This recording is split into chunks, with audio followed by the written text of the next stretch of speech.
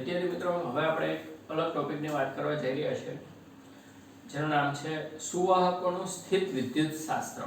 આમ તો પહેલા બીજા ચેપ્ટરની અંદર આપણે સ્થિત વિદ્યુત શાસ્ત્ર જ ભણીએ છીએ, સ્ટેટિક ઇલેક્ટ્રિસિટી.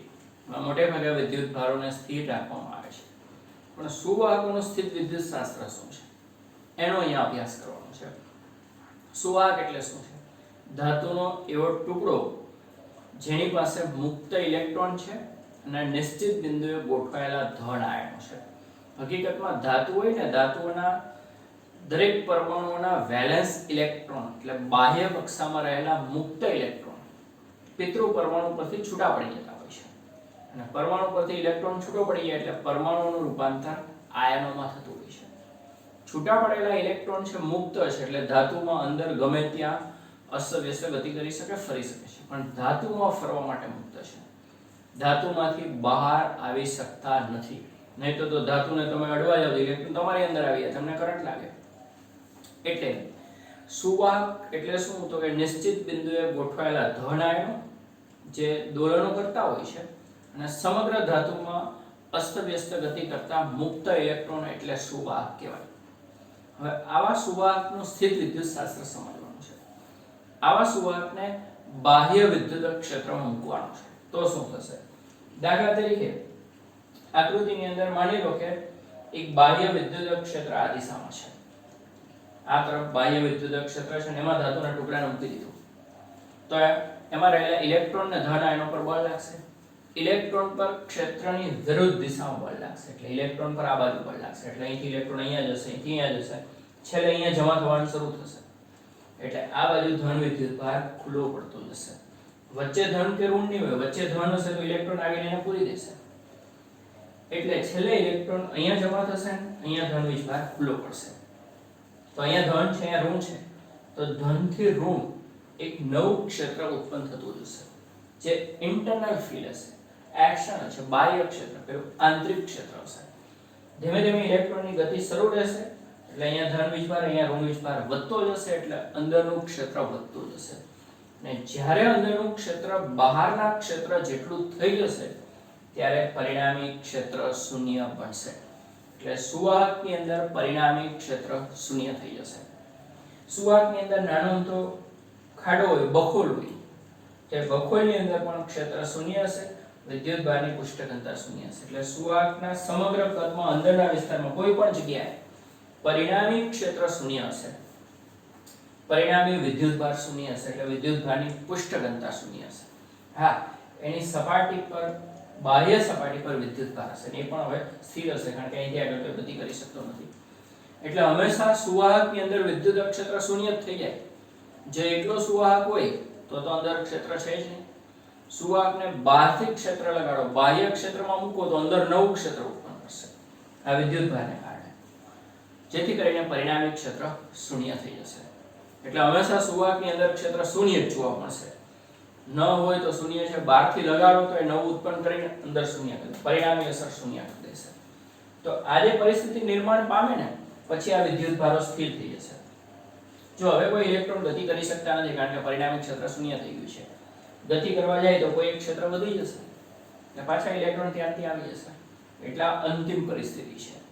તો આ અંતિમ પરિસ્થિતિનું નિર્માણ થાય એટલે આપણે અમુક મુદ્દાઓ તારવી શકીએ છીએ. કયા કયા છે? પહેલું, સુવાહકની અંદરના ભાગમાં સ્થિત વિદ્યુત ક્ષેત્ર શૂન્ય હોય છે. કોઈ પણ સંજોગોમાં ગમે તે થઈ જાય, સુવાહકની અંદર વિદ્યુત ક્ષેત્ર શૂન્ય હોય છે. આના પરથી સુવાહકને વ્યાખ્યાયિત પણ કરી શકાય. એવું દ્રવ્ય જેની અંદર હંમેશા વિદ્યુત ક્ષેત્ર શૂન્ય થઈ જાય તો એને સુવાહક કહે છે. આવી રીતે સુવાહકને વ્યાખ્યાયિત પણ કરી શકો છો.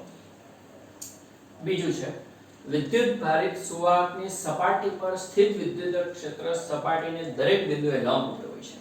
હા, અંદર ક્ષેત્ર શૂન્ય છે, પણ બાહ્ય સપાટી પર ક્ષેત્ર હશે અને સ્થાનિક રીતે દરેક બિંદુએ લંબરૂપે હશે. બરાબર. તો બીજો મુદ્દો છે, વિદ્યુત ભારિત સુવાહકની સપાટી પર સ્થિત વિદ્યુત ક્ષેત્ર સપાટીને દરેક બિંદુએ લંબરૂપે હોય છે. જો અહીંયા ઋણ વીજભાર છે એટલે લંબરૂપે અંદર તરફ છે, અહીંયા ધન વીજભાર છે એટલે લંબરૂપે બહારની તરફ છે. એ તો આપણે જાણીએ જ છે. અહીંયા સપાટીને લંબરૂપે જોવું જોઈએ, કારણ કે જો સપાટીને લંબરૂપે ન હોય, કદાચ એનો સ્પર્શકની દિશામાં કોઈ ત્રાંસો ઘટક આવતો હોય તો વિદ્યુત ભારો સપાટી પર જ ગતિ કરવા મળે, જે શક્ય નથી. આ સ્થિર વિદ્યુતભાર છે એટલે હંમેશા સપાટી પર ક્ષેત્ર લંબરૂપે હશે એ યાદ રાખવાનું પડશે. ત્રીજું છે સ્થાયી સ્થિતિમાં સુવાહકના અંદરના ભાગમાં વધારાનો વિદ્યુતભાર હોઈ શકે નહીં. એની તો વાત થઈ કે સુવાહકની અંદર વધારાનો વિદ્યુતભાર હોઈ શકે નહીં. સ્થાયી સ્થિતિમાં અંદર કોઈ વિદ્યુતભાર હોતો નથી. આ ત્રીજો મુદ્દો છે. ચોથો મુદ્દો છે, જો કે ત્રીજો મુદ્દો સાબિત પણ થઈ શકે. અંદર ક્ષેત્ર શૂન્ય છે, તમે ગૌસનો પ્રમેય લગાડો. ગૌસનો પ્રમેય એટલે શું કહે છે કે ફ્લક્સ એટલે સંકલન E.ds અને સામે આવે q ના છેદમાં એપ્સિલોન 0. અંદર ક્ષેત્ર કેવું છે? શૂન્ય, એટલે આ પદ શૂન્ય છે. જો ડાબી બાજુનું પદ શૂન્ય હોય તો જમણી બાજુનું પદ પણ શૂન્ય થવું જોઈએ. એટલે અંશ શૂન્યનું જો q બરાબર 0 છે, સાબિત પણ થઈ શકે છે. પણ કોઈ આવશ્યકતા નથી. તો ત્રીજો મુદ્દો છે સ્થાયી સ્થિતિમાં સુવાહકના અંદરના ભાગમાં વધારાનો વિદ્યુતભાર હોઈ શકે નહીં. એટલે નેટ ચોખ્ખો વિદ્યુતભાર ન હોય, બાકી એમાં પરમાણુ છે અને ન્યુક્લિયસમાં પ્રોટોન, કક્ષામાં ઇલેક્ટ્રોન તો હોવાના ને, ચોખ્ખો વિદ્યુતભાર હોય.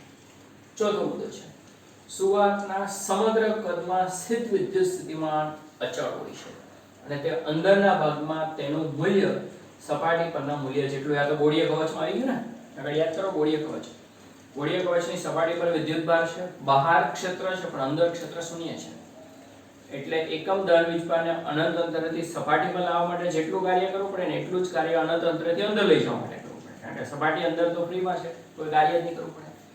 એટલે અંદરના વિસ્તારમાં સ્થિતિમાન કેટલું હોય છે? સપાટી જેટલું હોય. તો અહીંયા એવું જ છે ને, સપાટીની બહાર ક્ષેત્ર છે પણ અંદર ક્ષેત્ર શૂન્ય છે. તો એકમ ધન વીજભારને અનંત અંતરેથી અહીંયા લાવવા માટે સ્થિતિમાન v0 હોય. અહીંથી અહીંયા તો કોઈ ફેરફાર થવાનો નથી, તો અનંત અંતરેથી અહીંયા લાવવા માટે પણ v0 જ હોય. એટલે સુવાહકના સમગ્ર કદમાં સ્થિત વિદ્યુત સ્થિતિમાન અચળ હોય છે. અને અચળ કેટલું હોય? અને તે અંદરના ભાગમાં તેનું મૂલ્ય સપાટી પરના મૂલ્ય જેટલું હોય છે. એટલે અંદરથી સપાટી સુધી સ્થિતિમાન એક સરખું અચળ હોય છે, એ જોઈ શકાય છે. અહીંયા લખ્યું છે v બરાબર v0. અંદર ક્ષેત્ર શૂન્ય છે, વિદ્યુતભાર શૂન્ય છે પણ સ્થિતિમાન નથી, સપાટી જેટલું છે. v બરાબર v0 છે. પાંચમો મુદ્દો છે વિદ્યુતભારિત સુવાહકની સપાટી પર વિદ્યુત ક્ષેત્ર હોય છે પણ કેટલું હોય છે? અહીંયા જે ક્ષેત્ર છે કેટલું? તો કે સિગ્મા ના છેદમાં એપ્સિલોન 0 n કેરેટ. ક્યાંથી એવું સાબિત કરવું પડશે. તો આપણે શું કરીએ, એક સુવાહક છે, ધાતુનો ટુકડો, એની સપાટી પર નાની અમથી ગૌસિયન સપાટી છે, પિલ બોક્સ, નાનું નળાકાર લેવામાં આવશે. એક નળાકાર જેવી ગૌસિયન સપાટી વિચારીએ છીએ. એના પર વિદ્યુત ક્ષેત્રનું આપણે પુષ્ટ સંકલન લેશું, એની સાથે સંકળાયેલું ફ્લક્સ મેળવશું. આ જે નળાકાર છે, માની લો કે આખો ઘન પદાર્થ છે, એમાં નળાકારનો થોડોક ભાગ બહાર છે અને થોડોક અંદર છે. તૂટક બતાવું છે, ત્રિપરિમાણિક દ્રષ્ટિએ વિચાર કરવાનો. આ ઘન છે, આ નળાકાર છે, એટલે આ રીતે છે, માની લો. એટલે એનો થોડોક ભાગ બહાર છે અને બાકીનો સુવાહકની અંદર ચાલ્યો જાય છે. સુવાહકની અંદર તો ક્ષેત્ર શૂન્ય છે એટલે કોઈ પ્રોબ્લેમ નથી. બાકી બચ્યો આટલો બહારનો ભાગ, એમાં અહીંયા ક્ષેત્રફળ ds છે અને અહીંયા જે ધન વીજભાર છે એની ક્ષેત્ર રેખાઓ દૂર તરફ જાય છે. એટલે આ જે ભાગ છે એનું ક્ષેત્રફળ ડેલ્ટા s છે. ds ને એટલે ડેલ્ટા લીધેલું છે. ક્ષેત્રફળ સદિશ લંબરૂપે બહાર આવતી દિશામાં, ક્ષેત્ર લંબરૂપે બહાર આવતી દિશામાં અહીંયા વાત કરી તે મુજબ cos 0 1 થાય એટલે આની સાથે સંકળાયેલું ફ્લક્સ કેટલું આવશે? E delta s. હા, આ ભાગનું શું? આની સાથે સંકળાયેલું ફ્લક્સ 0 છે કારણ કે આનો ક્ષેત્રફળ ખંડ ds આ બાજુ આવે જ્યારે ક્ષેત્ર E આ રીતે છે. એટલે અહીંયા cos 90 0 થઈ જાય. એટલે આ જે નળાકાર છે એની આ સપાટી સાથે સંકળાયેલું ફ્લક્સ શૂન્ય, ફક્ત આની સાથે સંકળાયેલું ફ્લક્સ મળે, બાકીનો ભાગ તો અંદર ચાલ્યો જાય છે. અંદર ક્ષેત્ર શૂન્ય છે. ફ્લક્સ મળી ગયું. ઘેરાયેલો વિદ્યુતભાર કેટલો?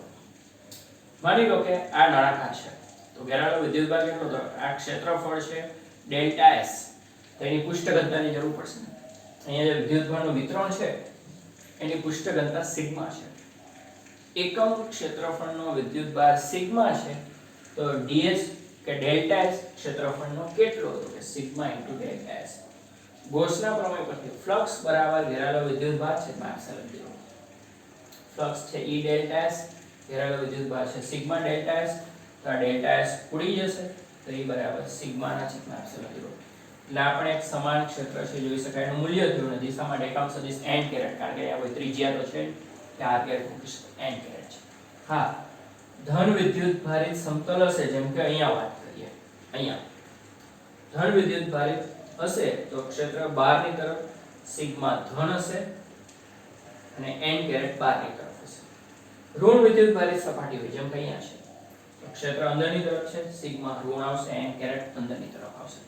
ટૂંકમાં જો ધન વીજભાર હશે તો સિગ્મા ગ્રેટર ધેન 0 હશે અને n કેરેટ બહારની તરફ હશે, અને ઋણ વીજભાર હશે તો સિગ્મા લેસ ધેન 0 હશે, n કેરેટ અંદરની તરફ હશે. તો હંમેશા સુવાહકની સપાટી પર જે ક્ષેત્ર હશે કેટલું હશે, સિગ્માના છેદમાં એપ્સિલોન 0. આપણે એક સમાન ક્ષેત્ર છે, જો આમાં કોઈ અંતર નથી આવતું, સપાટી પર લંબરૂપે બધી જગ્યાએ, એટલે સપાટી પર વીજભાર છે, અંદર નથી. હવે એક ક્ષેત્ર પહેલા ચેપ્ટરમાં આવી અનંત સમતલનું ક્ષેત્ર સિગ્માના છેદમાં 2 એપ્સિલોન 0, આના કરતાં અડધું આવતું હતું, એ પણ એક સમાન ક્ષેત્ર હતું ને આપણે એક સમાન ક્ષેત્ર કારણ કે એમાં અંતર પરિમાણ નથી દેખાતા. છઠ્ઠું છે સ્થિત વિદ્યુત શિલ્ડિંગ. ટુ શિલ્ડ કવચ, રક્ષણ આપે, વિદ્યુતથી રક્ષણ આપતું કવચ છે. તેના માટે શું કરવામાં આવે છે કે એક ધાતુનો ટુકડો છે ને એમાં એક બખોલ છે, એ ટુકડાને બાહ્ય ક્ષેત્રમાં મૂકો તો શું થાય, વિદ્યુત ભારો ગતિ કરે અને અંદર ક્ષેત્ર ઉત્પન્ન કરે, જે બાહ્ય ક્ષેત્ર જેટલું થાય એનું પરિણામ શૂન્ય થાય. તો બખોલની અંદર ક્ષેત્ર શૂન્ય હોય છે, સ્થિતિમાન સપાટી જેટલું હોય છે વિદ્યુત ભાર પુષ્ટ ઘનતા એટલે વિદ્યુત ભાર શૂન્ય. એટલે અહીંયા કોઈ પણ વસ્તુ મૂકવામાં આવે તો એને વિદ્યુત ક્ષેત્ર અસર નહીં કરી શકે. બખોલની અંદર વિદ્યુત ક્ષેત્ર નુકસાન પહોંચાડી શકશે નહીં. પછી એ કોઈ વસ્તુ હોય કે કોઈ વ્યક્તિ કેમ ન હોય, મોટી કવચ હોય, મોટી બખોલ હોય ને એમાં બેસી જાવ બાહ્ય ક્ષેત્રમાં તો એ નુકસાન નહીં થઈ શકે. દાખલા તરીકે માની લો કે ચોમાસાનો સમય છે જે અત્યારે છે જ, અને તમે રસ્તા પર ઊભા છો, રાત્રિનો સમય, અને તમારી પોતાની કાર છે, આખી ધાતુની બનેલી છે, ધારેલી, અને વીજળી થાય છે, તો તમે કારની અંદર બેસી જશો તો એ વીજળી કોઈ પણ સંજોગોમાં તમને નુકસાન નહીં પહોંચાડશે, કારણ કે સુવાહકની અંદર ક્ષેત્ર શૂન્ય થઈ જાય. બાહ્ય ક્ષેત્ર ભલે વિજળીને કારણે ગમે એટલું ઉત્પન્ન થતું, અંદર તમને કંઈ નહીં થાય. એને કહેવાય ઇલેક્ટ્રોસ્ટેટિક શિલ્ડિંગ, વિદ્યુતથી રક્ષણ આપતું કવચ. આ રીતે સ્થિત વિદ્યુત શિલ્ડિંગ તરીકે ઓળખી શકાય છે. તો ફરી એક વખત સુવાહક એટલે શું છે? સુવાહક એટલે અસ્તવ્યસ્ત ગતિ કરતા ઇલેક્ટ્રોનને નિશ્ચિત લેટિસ બિંદુએ ગોઠવેલા ધન. કે સુવાહકના પરમાણુ છે, પરમાણુના વેલેન્સ ઇલેક્ટ્રોન બાહ્ય કક્ષાના મુક્ત ઇલેક્ટ્રોન પિતૃ પરમાણુ પરથી છૂટા પડી જાય છે, એટલે પરમાણુ રૂપાંતર આયન થાય છે. પરમાણુ પોતાનું સ્થાન છોડી જઈ શકતા નથી, મધ્યમાન સ્થાનની આસપાસ દોલન કરતા હોય છે. છૂટા પડેલા ઇલેક્ટ્રોન ધાતુમાં ગમે તે અસ્તવ્યસ્ત ગતિ કરી શકે છે, ધાતુમાંથી બહાર આવી શકતા નથી, ધાતુમાં ફરવા માટે મુક્ત છે. આવા એક ધાતુના ટુકડાના સુવાહકને બાહ્ય ક્ષેત્રમાં મૂકો તો શું થશે? ક્ષેત્રમાં વિદ્યુત ભાર મૂકો શું થાય? ઇલેક્ટ્રોન પર ક્ષેત્રની વિરુદ્ધ દિશામાં અને ધન વીજભાર પર ક્ષેત્રની દિશામાં બળ લાગશે. તો ઇલેક્ટ્રોન ગતિ કરીને છેલ્લે આટલે સુધી જઈ શકે, ધાતુમાંથી બહાર તો જઈ શકે નહીં, અને ધન વિદ્યુત ભાર અહીંયા ખુલ્લા હોય, એટલે અંદર એક નવું ક્ષેત્ર ઉત્પન્ન થશે, ધનથી ઋણ. તો બાહ્ય ક્ષેત્ર અને અંદરનું ક્ષેત્ર બે વિરુદ્ધ દિશામાં અંદરનું ક્ષેત્ર વધતું જાય છે, જ્યારે બાહ્ય ક્ષેત્ર જેટલું થઈ જશે પરિણામે ક્ષેત્ર શૂન્ય બનશે અને આ બહુ ઝડપી થઈ જશે. હવે આ ટુકડાની અંદર કોઈ કવચ, કોઈ બખોલ હશે તો બખોલની અંદર ક્ષેત્ર શૂન્ય હશે, વિદ્યુત ભારની પુષ્ટ ઘનતા પણ શૂન્ય હશે. વિદ્યુત ભાર સપાટી પર હશે, પુષ્ટ પર હશે, અંદર નહીં હોય, અને એ પણ હવે સ્થિર થઈ ગયો છે. તો જ્યારે આવી પરિસ્થિતિ નિર્માણ પામે ત્યારે આપણે અમુક મુદ્દાઓ જોઈ શકીએ છીએ. સુવાહકની અંદરના ભાગમાં સ્થિત વિદ્યુત ક્ષેત્ર શૂન્ય હોય છે, હંમેશા શૂન્ય જ રહેશે. એના પછી સુવાહકને વ્યાખ્યાયિત પણ કરીશું. વિદ્યુતભારી સુવાહકની સપાટી પર સ્થિત વિદ્યુત ક્ષેત્ર સપાટીના દરેક બિંદુએ લંબરૂપે હોય છે, એ તો બધામાં તમને જોવા મળશે. સ્થાયી સ્થિતિમાં સુવાહકના અંદરના ભાગમાં વધારાનો વિદ્યુતભાર હોઈ શકે, એની અંદર પુષ્ટ ઘનતા શૂન્ય છે, વધારાનો વિદ્યુતભાર પણ શૂન્ય છે. ચોથું, સુવાહકના સમગ્ર કદમાં સ્થિત વિદ્યુત સ્થિતિમાન અચળ હોય છે, અને અંદરના ભાગમાં તેનું મૂલ્ય સપાટી પરના મૂલ્ય જેટલું જ અંદર સ્થિતિમાન હોય છે, સપાટી જેટલું. આગળ ગોળીય કવચની માફક વિદ્યુતભારને અનંત અંતરેથી સપાટી પર લાવવા માટે જેટલું કાર્ય કરવું પડે ને એટલું જ અનંત અંતરેથી અંદર લઈ જવા માટે કરવું પડે, કારણ કે અહીંથી અહીંયા તો કોઈ ક્ષેત્ર છે નહીં, બીજું વધારાનું કાર્ય આવે જ નહીં. સ્થિતિમાનમાં સપાટી પર પહોંચ્યા બાદ અંદર જાવ તો સ્થિતિમાનમાં કોઈ ફેરફાર જ નહીં થાય, ક્ષેત્ર નથી, કાર્ય નથી. એટલે અંદરના દરેક બિંદુએ સ્થિતિમાન સપાટી જેટલું હોય છે, શૂન્ય નહીં, ક્ષેત્ર શૂન્ય હોય. વિદ્યુતભારી સુવાહકની સપાટી પર વિદ્યુત ક્ષેત્ર આટલું હોય છે, એ સાબિત કરીએ. તો સુવાહક છે, સુવાહકની સપાટી પર નાની અમથી એક ગૌસિયન સપાટી વિચારીએ, નાનો નળાકાર પિલ બોક્સ.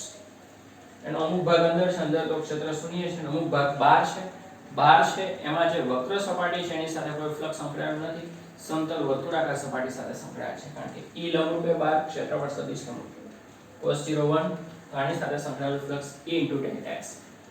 ઘેરાયેલો વિદ્યુતભાર એકમ ક્ષેત્રફળનો સિગ્મા તો ડેલ્ટા s ક્ષેત્રફળનો સિગ્મા ડેલ્ટા s. ગોસના પ્રમેય પરથી ફ્લક્સ બરાબર q ના છેદમાં epsilon 0 E delta s sigma delta s delta s ઉડી E એટલે સિગ્મા ના છેદમાં એપ્સિલોન. સદિશ સ્વરૂપે લખો તો n કેરેટ લખવામાં, જે n કેરેટ એટલે સપાટીને લંબ દિશાનો એકમ સદિશ છે.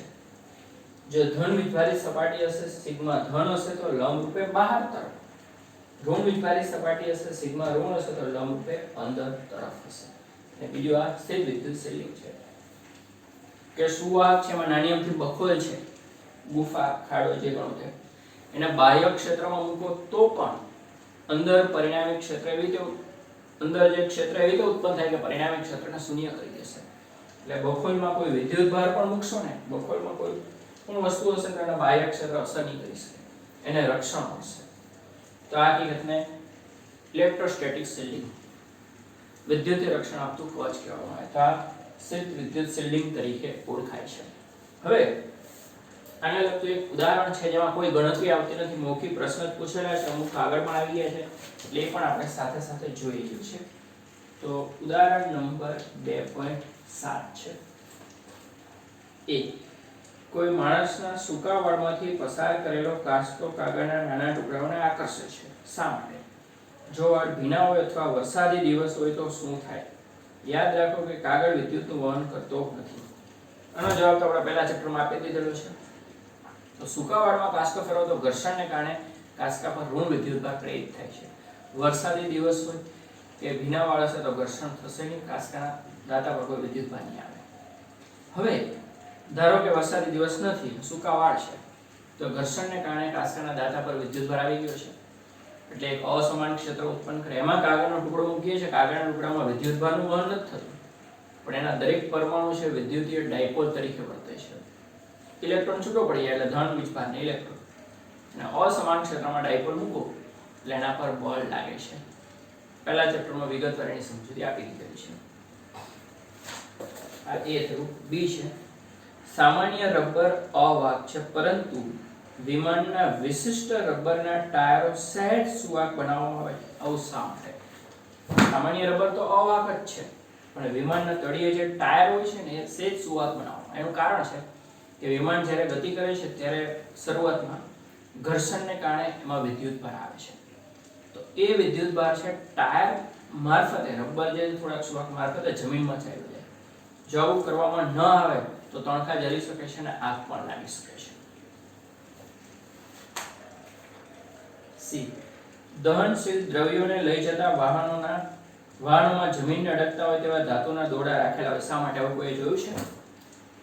દહનશીલ દ્રવ્ય, સળગી શકે એવું દ્રવ્ય હોય, એને કોઈ વાહન લઈ જતું હોય ને તો વાહનમાં એક તાર હોય ને તાર જમીન પર ઢસડાતો જતો હોય, તીખારા થતા જતા હોય છે.